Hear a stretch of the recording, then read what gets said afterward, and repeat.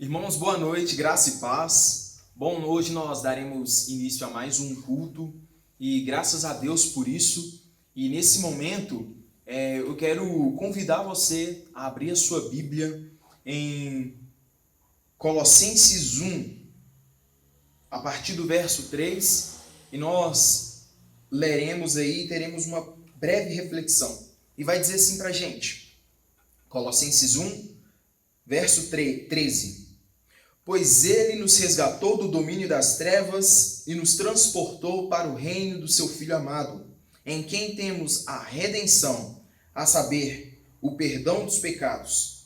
Ele é a imagem do Deus invisível, o primogênito de toda a criação, pois nele foram criadas todas as coisas, nos céus e na terra, as visíveis e as invisíveis, sejam tronos ou soberanias, poderes ou autoridades. Todas as coisas foram criadas por ele e para ele. Ele é antes de todas as coisas e nele tudo subsiste. Ele é a cabeça do corpo, que é a igreja. É o princípio e o primogênito dentre os mortos, para que em tudo tenha supremacia.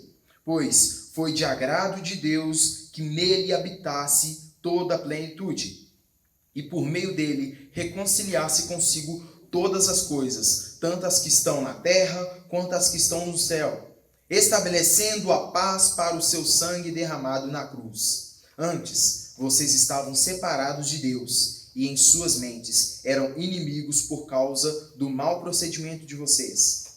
Mas agora ele os reconciliou por corpo físico de Cristo mediante a morte, para apresentá-los mediante deles santos, inculpáveis e livres de qualquer acusação. Bom, esse texto é maravilhoso porque ele nos revela um Deus tremendo, um ser que criou e deu o start para toda a existência, um ser que ele detém a nossa existência nas palmas de suas mãos. Um Senhor, como descreveu o pastor Lucas na EBD, na última, que descreve a palavra que o seu trono está nos céus e a terra é a estrada dos seus pés. É esse Deus que nos concede graça e misericórdia.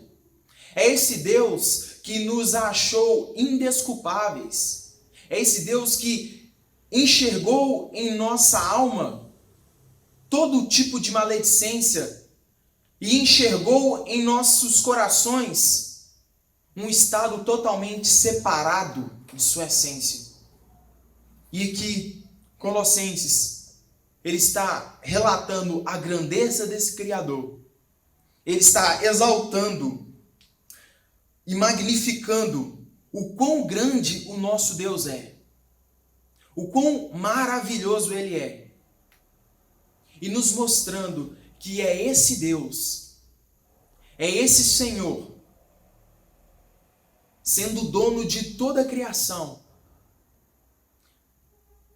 ele ainda assim se preocupa com nós, meros mortais. E então ele envia o seu único filho, sabendo que nós estávamos separados da sua graça, separados de um relacionamento com ele. E então ele envia o seu filho, para que assim possamos ter reconciliação com ele, para que possamos realmente ter um novo acesso ao Pai. E esse acesso ele não custa nada. Ele foi de graça, mas custou a vida de alguém. E hoje, e todos os dias, ele te convida para que você possa retroceder onde você caiu, para que você possa entender que não há pecado mais poderoso do que a graça do nosso Senhor e Salvador Jesus Cristo. Não há erro que anule o sacrifício de Jesus na cruz do Calvário.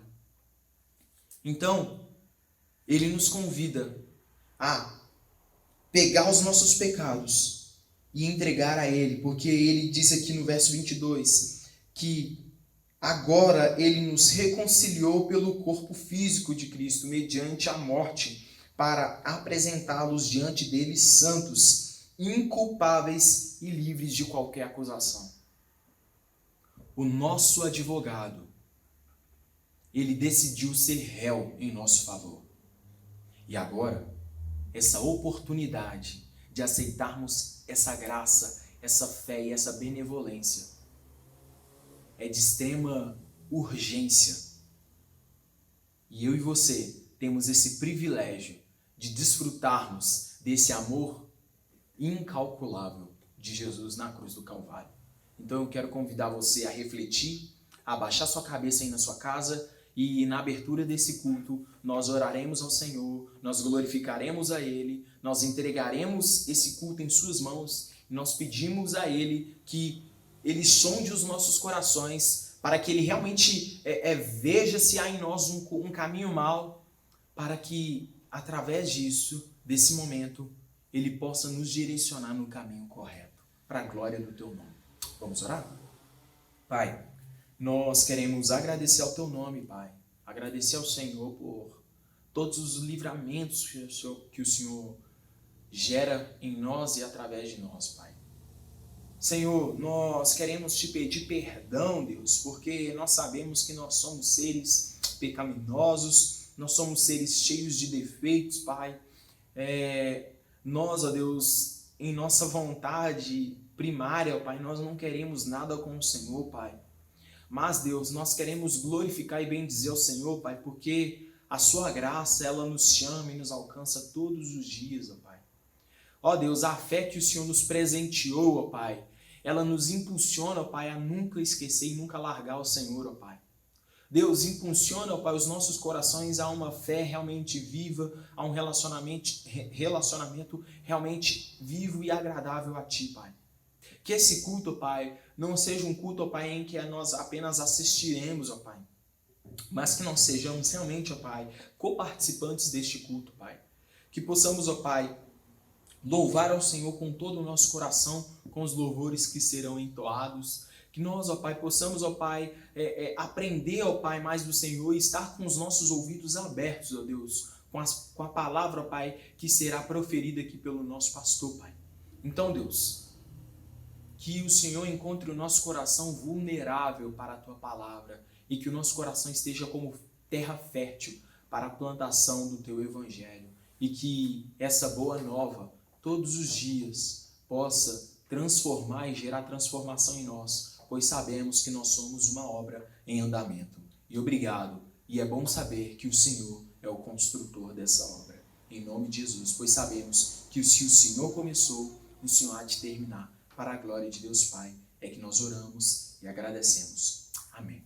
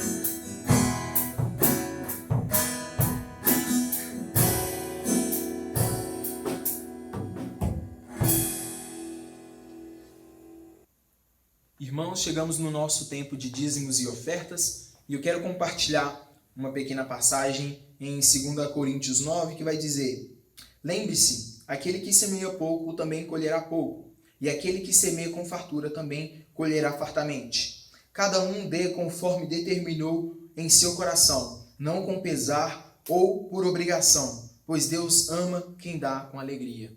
Nesse tempo você está livre para poder contribuir e tenha certeza de que o Senhor, Ele abençoará a sua vida, Ele nunca deixará faltar, assim como não tem deixado faltar, e além de tudo, a igreja também será abençoada com a sua contribuição. E nesse tempo eu quero orar por você e pela igreja e pelos dízimos e ofertas que foram ofertados. Oremos.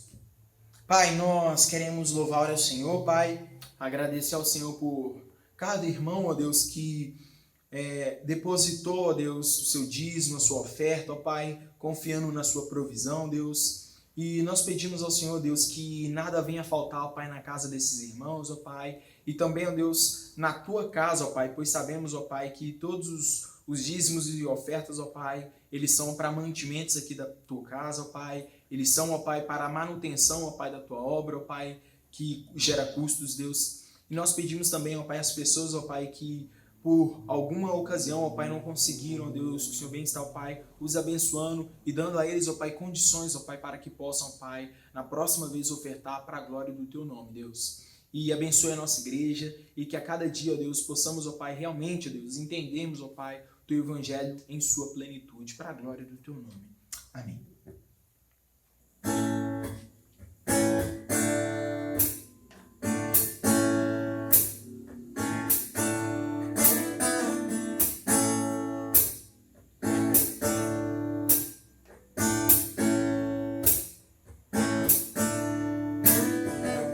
Aquele que sonda o meu interior me conhece por dentro, sabe como eu sou, conhece os meus intentos e tudo me faz viver. Eu ouço o som da sua voz, Ele me faz ver.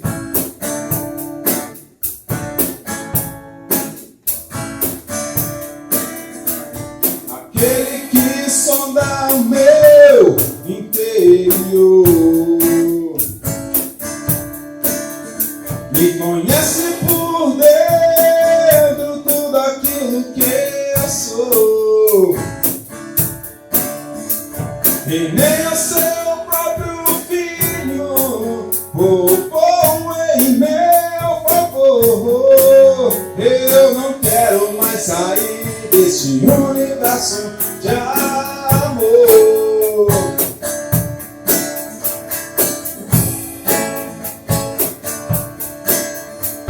A Ele todo som de todos nós, a Ele todo tom e toda voz cantem glória.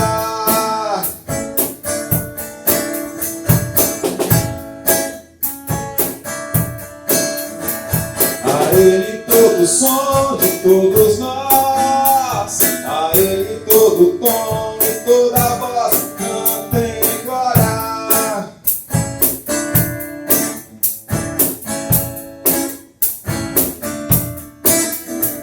Aquele que sonda o meu interior me conhece por dentro, sabe como eu sou, conhece os meus intentos e tudo me faz viver. Eu ouço o som da sua voz, Ele me faz ver.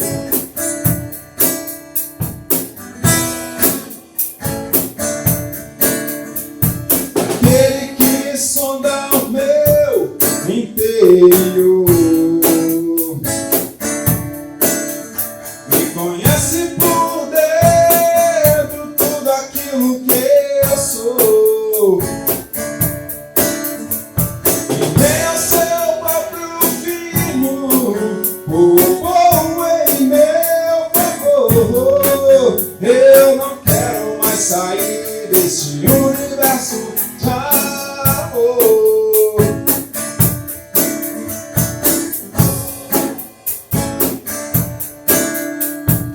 Ele todo som de todos nós, a Ele todo tom e toda voz cantem glória. A Ele todo som de todos nós, a Ele todo tom e toda voz cantem glória. A Ele todo som de todos nós, a Ele todo tom e toda voz cantem glória.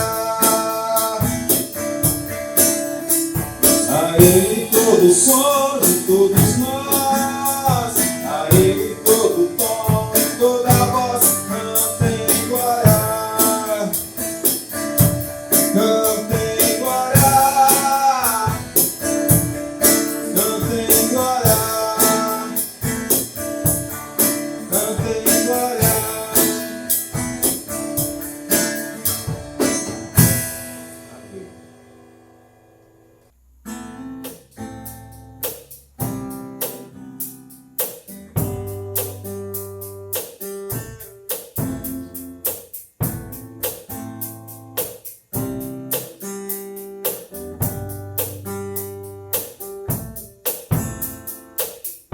Teu calor sobre mim, como o sol quando existe me acordar, como esses montes ao meu redor.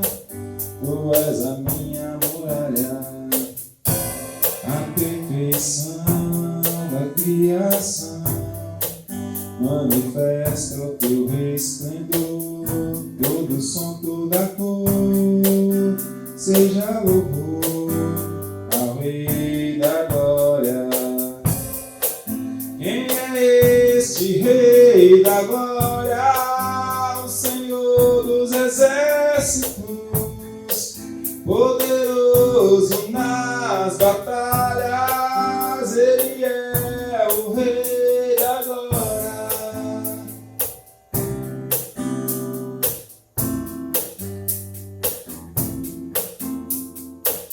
O teu convite diz que há um lugar pra mim. O teu amor me fez inocente. Me ser do barro e com as mãos sai algo bom. O que dizer da obra terminada? Esse prazer que tu tens em mim me dá prazer em te deixar contente. Meu tempo é hoje, não está longe. O dia que será para sempre. Quem é este Rei da Glória? O Senhor dos Exércitos, poderoso nas batalhas. Ele é o Rei da Glória. Quem é este Rei da Glória? O Senhor dos Exércitos, poderoso nas batalhas. Ele é o Rei.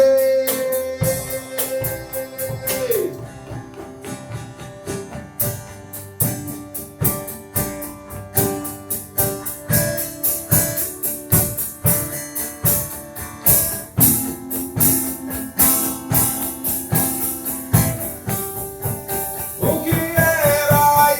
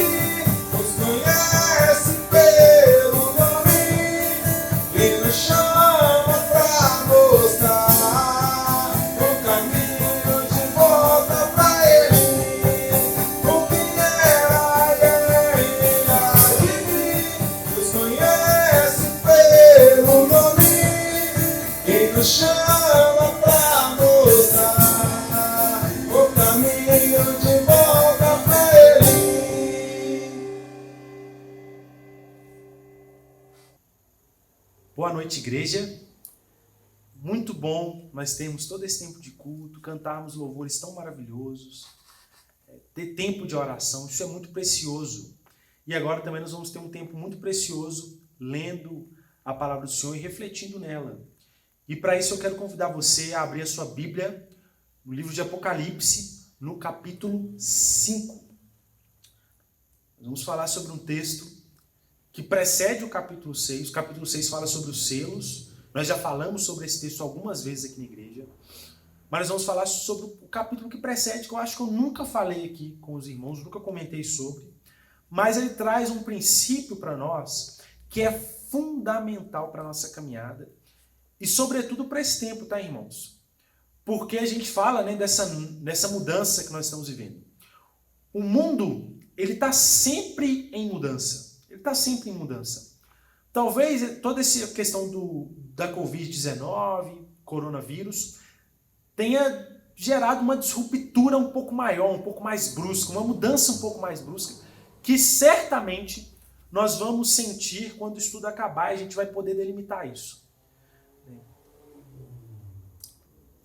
E é muito importante a gente não parar de pensar sobre a missão, sobre missões e sobre a nossa missão e a missão de Deus no meio de tudo isso que está acontecendo. Às vezes a gente pode pensar assim, poxa, tudo parou, então fatalmente também a missão parou. Não, gente, a missão continua. Porque na verdade o mundo está sempre em constante mudança. A única diferença agora é que foi um negócio mais brusco, assim, um negócio forçado. Então isso não pode ser um impeditivo para que a gente pare de pensar sobre a missão. E a gente vai tentar aprender um pouco sobre missões, sobre a missão, sobre a nossa missão, sobre a missão de Deus, a missão de Cristo, aqui nesse texto de Apocalipse capítulo 5. Então, Apocalipse capítulo 5, versículo 1. Nós vamos ler os primeiros versículos e no decorrer da exposição nós vamos lendo os outros. Olha só o que o texto nos diz. Então vi, na mão direita daquele que estava sentado no trono, um livro em forma de rolo, escrito de ambos os lados e selado com 7 selos. Vi um anjo poderoso proclamando em alta voz: quem é digno de romper os selos e de abrir o livro? Mas não havia ninguém, nem no céu, nem na terra, nem debaixo da terra, que pudesse abrir o livro ou sequer olhar para ele. Eu chorava muito, porque não se encontrou ninguém que fosse digno de abrir o livro e olhar para ele. Versículo 5. Então, um dos anciãos me disse: não chore, eis que o leão da tribo de Judá, a raiz de Davi, venceu para abrir o livro e os seus 7 selos. Vamos orar ao Senhor agradecendo pela sua palavra e pedindo para que Ele fale conosco nesse tempo de reflexão. Senhor, nós rendemos graças ao Teu nome, mais uma vez, por tudo que aconteceu aqui, Deus. Mas agora rogamos para que o Senhor possa falar com a gente por meio da sua palavra, nessa noite, nesse domingo, Deus. Que a Tua palavra nos molde, nos impulsione. É a oração que fazemos em nome de Jesus. Amém. Nesse texto nós encontramos aquilo que alguns teólogos chamam de a tríplice missão. O que é a tríplice missão? É como se fosse o tripé da missão, que é a missão de Deus, o Pai, a missão do Filho, Jesus, e a missão da igreja. A gente vai refletir nessas 3 missões: a missão de Deus, a missão de Jesus e a missão da igreja. E a parte da missão da igreja, automaticamente, é para nós entendermos o nosso lugar em todo esse processo da missão de Deus. Gente, nós sabemos que Deus está em missão. O autor da missão é Deus. É o que nós chamamos de missio Dei. Ou seja, missão de Deus, a expressão latina para a missão de Deus. E a gente já observa nos primeiros versículos qual é a missão de Deus, pensando nesse texto de Apocalipse capítulo 5. Que vai apresentar o Deus, o Pai, como aquele que é digno de se assentar no trono. O que isso ensina pra gente? Trono está ligado a reinado, a governo, no livro de Apocalipse. E, gente, a missão de Deus é reinar e é governar. E ele continua reinando e governando. É o que eu sempre digo, eu tenho enfatizado muito nos últimos dias isso com os irmãos e as irmãs. A importância da soberania de Deus nesse tempo que nós estamos vivendo. De acreditar que mesmo que as coisas saíram do eixo, de crer que mesmo que as coisas mudaram muito rápido, a gente foi pego de surpresa, Deus não foi pego de surpresa. É crer que Deus continua reinando e governando e que todas as coisas continuam ainda no seu controle, continuam sob o seu domínio e a sua soberania. Toda a história não foge, nada que acontece na realidade foge da vontade e do domínio de Deus. Porque Ele é um rei, Ele é um governante perfeito. Nem o pecado em Adão, que gerou toda uma disfunção no grande reino de Deus, nem o pecado pegou Deus de surpresa. Deus continua governando e Deus continua reinando. Ensina pra gente uma coisa, que a missão da igreja, que a gente vai ver mais além, ela não foi afetada por causa de uma pandemia. Ela continua a acontecer, porque Deus continua reinando. E Ele, como rei, eu tenho certeza que Ele quer que os seus súditos, né, que os seus servos, que os seus amigos, a Bíblia fala isso, Jesus nos chama de amigos, continuem a viver a missão. Porque Ele continua reinando e Ele continua sentado no trono. Sempre isso é de eternidade em eternidade. Mas o texto também vai dizer pra gente que houve uma crise no céu. Porque você tinha uma espécie de um livro, né, e que ninguém podia romper os selos desse livro. Isso gera uma espécie de crise no céu, porque nem nos céus e nem na terra não haveria ninguém que poderia fazê-lo. E aí o João vai até relatar que ele chorava muito diante dessa visão, porque não tinha ninguém, ou seja, o texto parece narrar uma espécie de uma crise no céu. Mas aparece alguém que é digno, que vence, que é chamado de leão, da tribo de Judá, que é a raiz de Davi. Nós falamos um pouquinho sobre isso no último sermão. Que venceu para abrir o livro e seus 7 selos. Aquele se inaugura falando sobre a missão de Jesus. Porque Deus, em seu governo, vendo que ninguém podia abrir os 7 selos, Ele mesmo, na pessoa de Cristo, resolve fazer esse problema. Aquele que é o leão da tribo de Judá, que é a raiz de Davi. Ou seja, que vem de uma dinastia, de um novo reinado. A gente vai ver que é aquele que traz o novo reino. Ele faz isso. E olha só que interessante. Versículo 6. Vamos entender um pouco mais sobre a missão de Jesus. Depois vi um cordeiro que parecia ter estado morto em pé, no centro do trono, cercado pelos 4 seres viventes e pelos anciãos. Gente, primeiro, seres viventes, nós não sabemos o que é muito difícil interpretar esses seres viventes, então não vou me arriscar a interpretar. Mas algo aqui eu tenho uma convicção. Os anciãos, os 24 anciãos, é uma referência à igreja, tá bom? Apareceu 24 anciãos na Bíblia, é uma referência à igreja. E olha só, João vê o cordeiro no céu, já agora no trono, porque ele parecia ter morrido, mas ele ressuscitou. Olha só a linguagem da ressurreição de Jesus, aquele que vence, e ele está diante da igreja, no centro da igreja. Maravilhoso isso. Versículo 7. Ele aproximou-se e recebeu o livro na mão direita daquele que estava assentado no trono, o próprio Deus. Ao recebê-lo, os 4 seres viventes e os 24 anciãos prostraram-se diante do cordeiro. Cada um deles tinha uma harpa e taças de ouro cheias de incenso, que são as orações dos santos. E eles cantavam um cântico novo. Ou seja, Jesus é aquele que tem de alguma forma recebido as orações dos santos. O próprio texto explica. Mas o cântico da igreja ensina alguma coisa sobre a missão de Jesus. Olha só o que a igreja canta sobre Jesus. Tu és digno de receber o livro e abrir os seus selos, pois foste morto.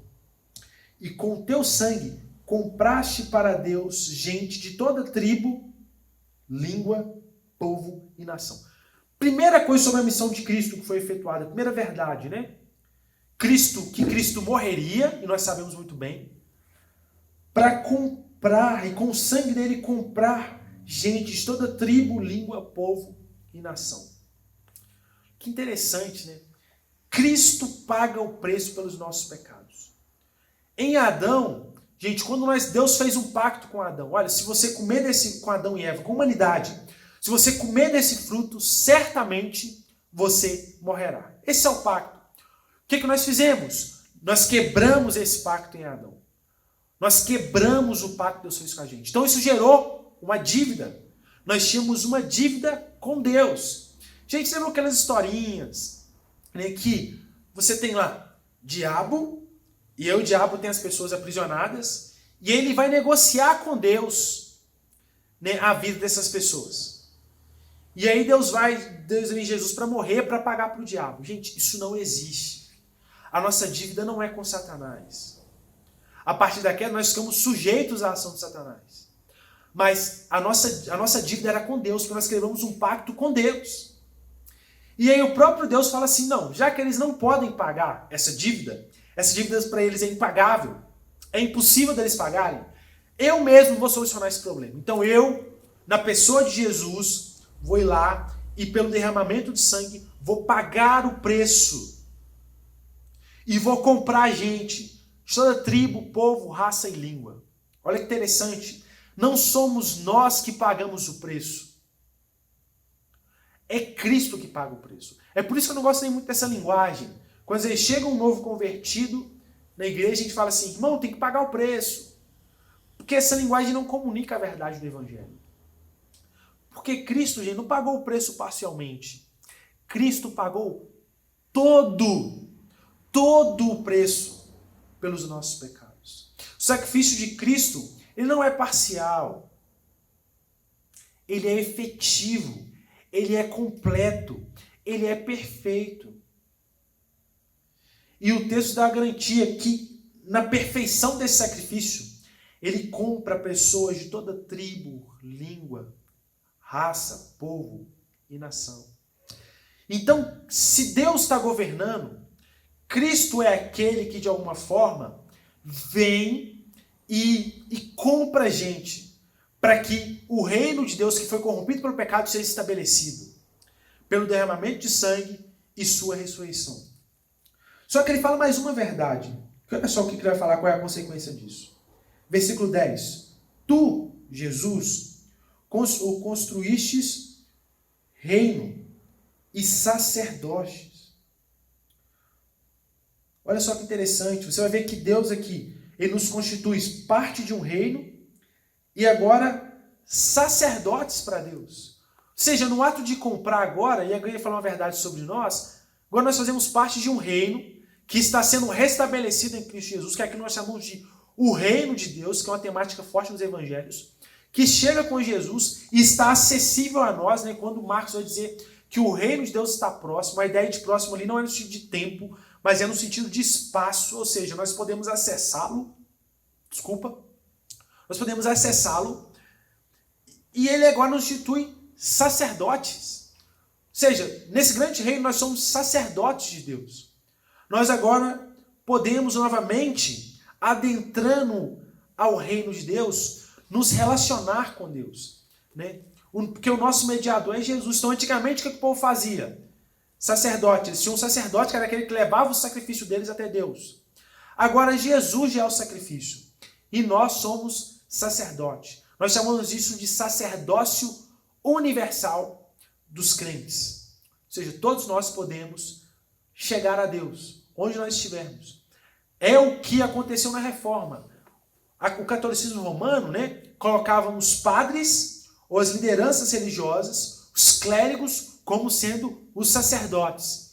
E aí Martinho Lutero veio e falou assim, não, todos somos sacerdotes. Esse ensino é interessante porque isso tira o poder do clero e coloca o poder na mão dos próprios cristãos. Vocês não precisam de um pastor para mediar vocês para com Deus. Vocês não precisam de uma liderança, de uma tutoria espiritual. Tudo isso é importante, porque o pastor cuida, né, isso é bíblico, o mentor espiritual é um discipulador, mas ele não é um mediador até Deus. São diferentes. Exercem funções distintas, mas são de mesma essência. Então é importante, todos nós somos sacerdotes, todos nós podemos nos chegar até Deus. Isso foi propiciado por quem? Jesus. Então Jesus é aquele que derrama o seu sangue, paga o preço para salvar a gente, todo povo, língua, raça, tribo e nação. E é aquele que constitui um reino de sacerdotes. Onde agora todos eles podem se achegar a Deus e isso envolve nós. Ou seja, nós estamos presentes na missão de Jesus. Jesus é aquele que vem e executa o plano do Pai de redimir a sua criação. De conquistar aquilo que foi perdido, aquilo que foi corrompido pelo pecado. E agora, nós chegamos naquilo que nós chamamos de missão da igreja, que o texto vai dizer para nós. Versículo 11. Então olhei e ouvi a voz de muitos anjos, milhares de milhares e milhões de milhões. Eles rodeavam o trono, bem como os seres viventes e os anciãos, e cantavam em alta voz. Olha só o que é oferecido pelas criaturas ao Criador. Digno é o Cordeiro que foi morto de receber poder, riqueza, sabedoria, força e louvor. A ideia é que o que você tem são as criaturas de Deus, a criação de Deus, entregando algo para Deus. E a linguagem aqui é de serviço. Né? Quem vai trazer essa riqueza para nós, talvez é o principal missionário que nós temos hoje no Brasil, que muito tem falado sobre, que é o Ronaldo Lidório. Vai falar que aqui a linguagem é de serviço, ou seja, a igreja reconhece que é necessário entregar algo a esse Cordeiro Jesus. Poder, riqueza, sabedoria, força, honra, glória e louvor. Então, gente, aqui é o que nós chamamos de missão primeira da igreja. Qual que é a missão primeira da igreja? É o serviço. É servir a Cristo fielmente. Então nós entregamos a Cristo algo. Essa palavra serviço é muito importante para nós, Igreja de Cristo. Porque nós devemos servir a Deus em tudo que a gente faz. Servir a Deus, servir ao Cordeiro, entregar ao Cordeiro aquilo que ele é digno de receber, servindo ao próximo. Nós servimos a Deus quando nós servimos ao próximo. Isso é importante para nós pensarmos nisso. Mas eu queria fazer um parênteses, que nós não podemos entrar numa falsa pretensão de querer, não, nós vamos dar aquilo que Jesus merece. A gente precisa ir com calma, porque nós sabemos que nós não conseguimos. Nós precisamos dele para nos achegarmos a ele. Então, a gente tem que ir com calma. Mas entendendo nossa limitação, nós servimos a ele o máximo que nós podemos. Nós nos dedicamos, nós nos esforçamos, não num legalismo morto, numa ortodoxia morta, não, mas nós nos entregamos ao serviço com humildade, com um coração humilde, entendendo nossa pequenez, mas nos entregando, né? É o que Romanos capítulo 12 vai ensinar para nós. Depois de ensinar tudo sobre a graça, do capítulo 1, 18 até o final do capítulo 11. O que a gente faz em resposta a isso agora? Entregamos nossa vida como sacrifício. Então, igreja, nós temos a missão de servir a Jesus. Nós servimos a Jesus, gente, em obediência fiel, onde nós estamos. Nós servimos a Jesus servindo ao outro. A nossa vida é uma vida de serviço a Jesus. Nós servimos a Jesus alcançando os povos, as tribos, as línguas e as nações que ele comprou com o seu sangue, que ainda não são alcançadas. É por isso que eu sempre vou ser contra aquela velha falácia de que primeiro a gente faz missão em Jerusalém, depois a gente faz missão na Judéia, depois a gente faz missão na Samaria, e aí depois, se der, a gente faz missão nos confins da terra. Não, gente. A ideia do texto não é uma cronologia. Primeiro um, depois o outro, depois o outro e depois o outro. Não. A ideia do texto é diacrônica, ou seja, no tempo que eu estou em Jerusalém, eu estou na Judéia, eu estou na Samaria, eu também estou olhando para os confins da terra. Nós servimos a Deus alcançando essas dimensões. Cada dimensão. Gente, nós precisamos ter essa consciência de que nós somos servos de Deus. Viver aquilo que Ele pede de nós. Porque nós sabemos, gente, que Ele nos conhece. Ele é o Criador. E o que Ele pede de nós é o que é melhor para nós. Deixa eu dar um exemplo. Um exemplo que eu sempre dou aqui. O padrão que Deus criou para uma sociedade. Lá em Gênesis capítulo 2. Eu olhar para o outro e ver o outro como uma extensão de mim. Adão e Eva. Adão olha para Eva e fala: osso dos meus ossos e carne da minha carne. Ponto. Esse é o padrão de Deus. Então isso já me ensina uma série de coisas sobre mim. Primeiro, que eu não fui criado, a minha estrutura criacional não é para eu ficar sozinho.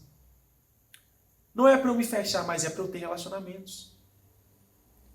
Por que Deus pede a gente? Porque Ele é mau, porque Ele é egocêntrico, que quer que a gente faça? Não necessariamente. Mas é porque isso faz parte da minha estrutura, então isso é o melhor para mim. Gente, eu sei que se Deus pede algo para nós, é porque isso é o melhor para nós e a gente tem que servir a Cristo. Isso tem que estar inculcado na nossa mente.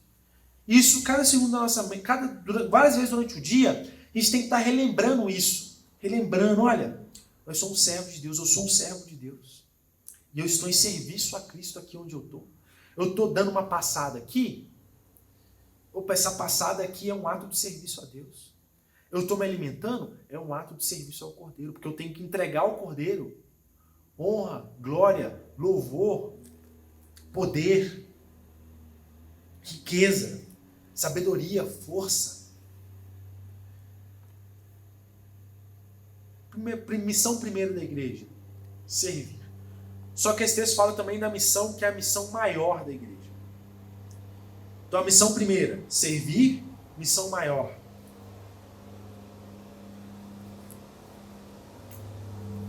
Que é o que vai acontecer a partir do versículo 13.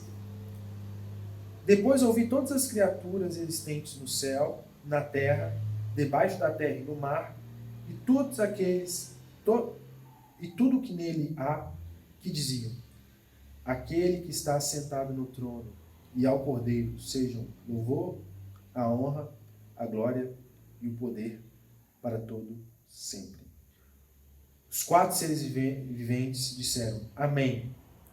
E os anciãos prostraram-se e o adoraram. Missão maior da igreja: adoração. Glorificar a Deus. Gente, você vê muito na Bíblia. Eu não vou gastar tempo lendo os textos com os irmãos, mas a Bíblia sempre vai mostrar a importância de nós darmos a Deus a glória que lhe é devida. Como, por exemplo, nós temos um imperativo em 1 Coríntios para isso. Quer você coma, quer você beba ou faça qualquer outra coisa, faça para a glória de Deus. Romanos, porque dele, por ele e para ele são todas as coisas. Glória, pois, a ele eternamente. No Antigo Testamento, Deus sempre está chamando as pessoas a glorificarem. Jesus veio para fazer a vontade do Pai, para apontar a glória do Pai. Olha que exemplo Jesus dá para a gente. A missão maior da igreja é glorificar a Deus, gente. A gente precisa ter em mente. Qual que é a maior missão da igreja? Glorificar a Deus e fazê-lo glorificado aonde ele ainda não é. Adorar a Deus e fazê-lo adorado onde ele ainda não é. Porque a ideia de adoração é a ideia de dar a Deus a glória que lhe é devida. Precisamos dar a Deus a glória que lhe é devida. Isso passa pelo quê? Pela missão primeira, que é servindo ao Cordeiro. Isso passa por, mais uma vez, alcançar as nações. As duas estão ligadas, a missão primeira e a missão maior. Mas isso passa por algo que eu tenho ensinado muito para os irmãos nesse tempo de quarentena também, que é essa noção de nós termos a nossa vida como um culto. Porque dar a glória fala sobre culto. Então, essa compreensão de que a nossa vida é um culto, de que cada passo que nós estamos dando faz parte de uma grande liturgia de um culto, faz parte de nós vivermos uma vida para a glória de Deus. E só assim a gente vai conseguir ver uma vida para a glória de Deus. Então isso é importante para nós, isso tem um valor para nós também. Entender que tudo que a gente faz não é para minha própria glória, mas é para a glória de Deus. Olha só que contraste, gente. Enquanto muitas pessoas querem ver uma vida centrada em si, ou uma vida centrada em alguma coisa, em algo criado, seja dinheiro, emprego, alguma coisa, nós somos chamados para viver uma vida centrada em Deus, que alguns chamam de uma vida teocêntrica, ou uma vida cristocêntrica, uma vida centrada em Cristo, em Deus. A gente tem que ter em mente isso. Vida centrada em Deus. Eu poderia te fazer uma pergunta. Você tem vivido a sua missão primeira e a sua missão maior? Você tem vivido numa vida de serviço a Cristo e uma vida, né, que glorifica a Deus? Onde você está, seja como, né, a pessoa do lar, seja como estudante, seja como um trabalhador, onde você estiver, você tem se preocupado com isso, seja na esfera da igreja, na sua família. Gente, isso tem que estar norteando a nossa caminhada, a gente sempre tem que estar se lembrando dessas coisas e trazendo para nossa memória, criando exercícios para isso vir na nossa mente, para a gente não cair num ateísmo prático. Né? A gente crê em Deus, mas a gente vive como se Deus não existisse. A gente não ora, a gente não se relaciona com Deus. Ou uma perspectiva deísta, né? De um Deus distante, de um Deus que não ouve oração. A nossa vida tem que condizer com aquilo que a gente acredita. Então a gente tem que trazer esses princípios para a nossa vida, a nossa missão. Então, resumindo,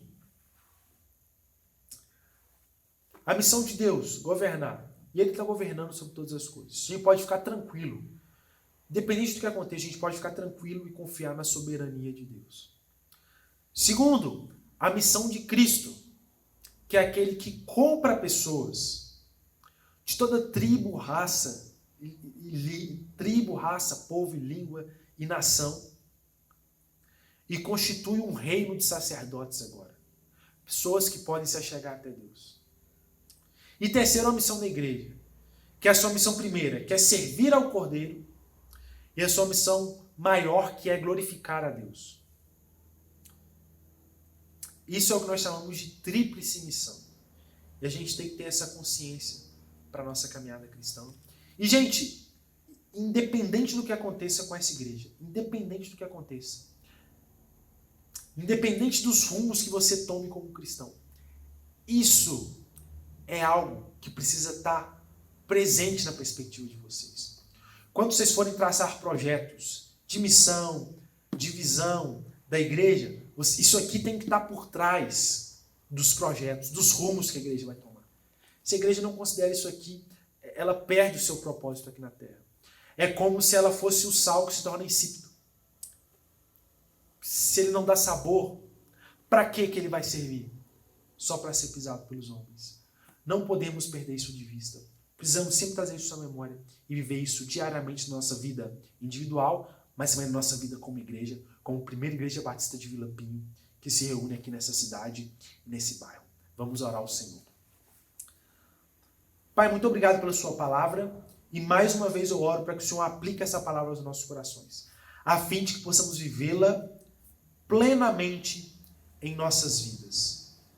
Deus, que a gente não perca, Deus, do nosso olhar a visão do Senhor, que nos traz tranquilidade e segurança, Deus, que é de governar, a missão de Cristo, que compra a pessoa, Deus, de todas as nações, pelo derramamento do seu sangue, institui um reino de sacerdotes, E a nossa missão também, Deus. A nossa missão primeira, a nossa missão maior, que é o serviço e a glória do Senhor.